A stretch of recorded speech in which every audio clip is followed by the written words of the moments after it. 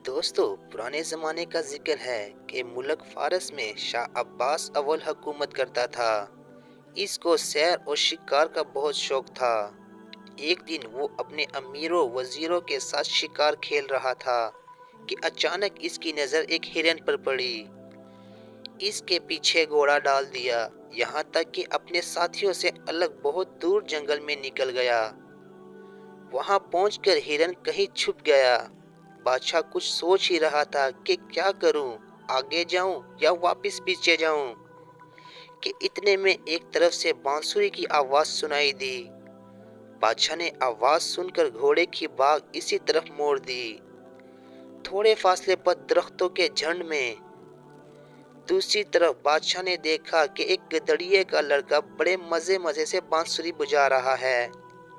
बादशाह सीधा इस लड़के के पास पहुंचा और इधर उधर की बातें करने लगा।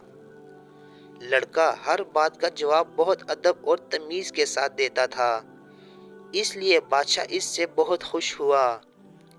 इतने में बादशाह के नौकर भी इधर आ निकले।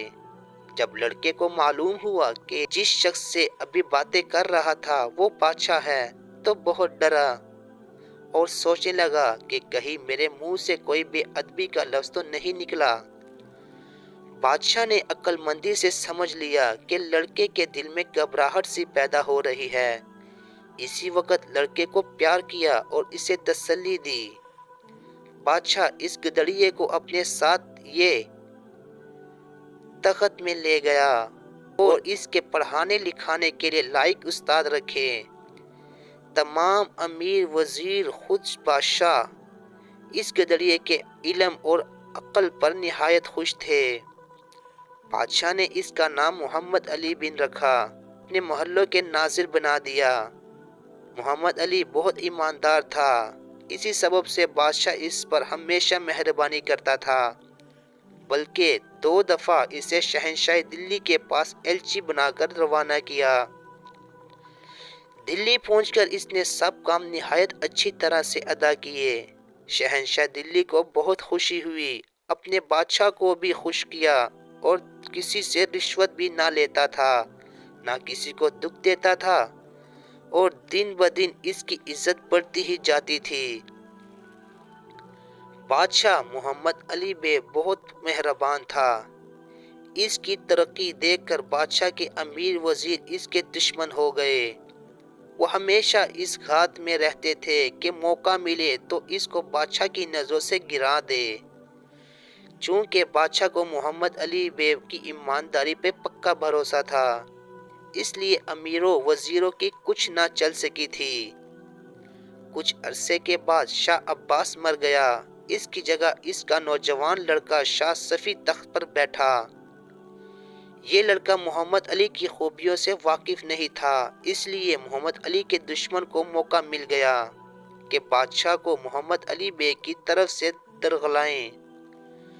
एक दिन इसके दुश्मनों ने बादशाह के हजूर में अर्ज की कि मोहम्मद अली बड़ी बड़ी सराय और महल बनवाए हैं। जिस आदमी की आमदनी थोड़ी सी हो वो ऐसी ऐसी उम्दा इमारतें क्यों कर बनवा सकता है।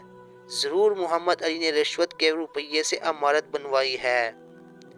बादशाह ने पहले तो कभी इससे बहुत सी शिकायतें सुनी थी।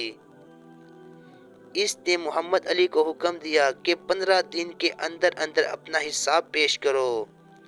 इसने अर्ज किया, जा पना बंदे को 15 दिन की मोहलत नहीं चाहिए, हजूर कल ही हिसाब देख लेंगे। चुनांचा दूसरे दिन बादशाह ने तमाम महल का असबाब और खजाना अपने सामने मंगवाया।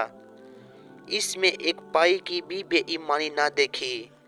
फिर बादशाह इसके घर गया और देखा